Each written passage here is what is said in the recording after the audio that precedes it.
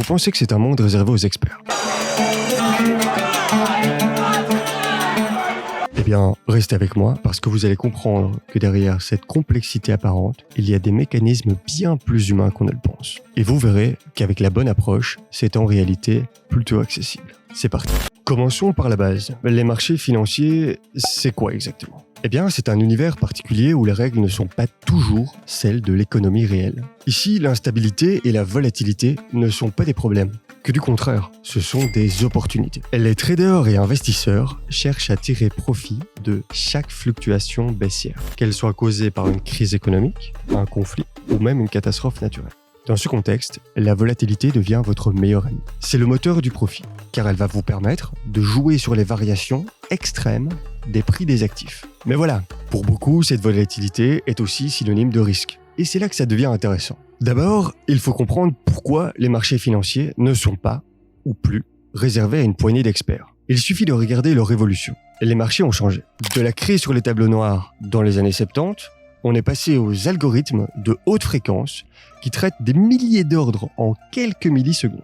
La technologie et la globalisation ont ouvert les portes des marchés à un public bien plus large. Ce qui nous amène à l'innovation technologique. Grâce aux applications de trading de plus en plus nombreuses, aux plateformes en ligne et à l'accès instantané aux informations, investir sur les marchés est devenu plus simple et plus rapide que jamais. Mais il y a une condition essentielle. Il faut savoir gérer ses émotions. Car en fin de compte, le vrai défi des marchés financiers, c'est un jeu de stratégie mentale.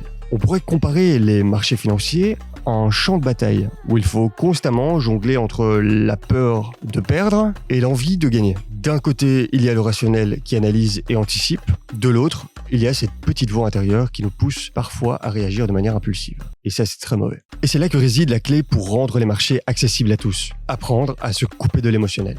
Plutôt que de chercher à tout contrôler ou à prédire chaque mouvement, il faut accepter l'incertitude. Ceux qui réussissent ne sont pas ceux qui évitent tous les risques, mais ceux qui savent garder leur sang-froid, même quand les marchés deviennent imprévisibles. Et qui de mieux pour nous en rappeler l'importance que Warren Buffett, l'un des investisseurs les plus respectés au monde. Buffett nous enseigne que le marché est là pour servir et non pour vous guider.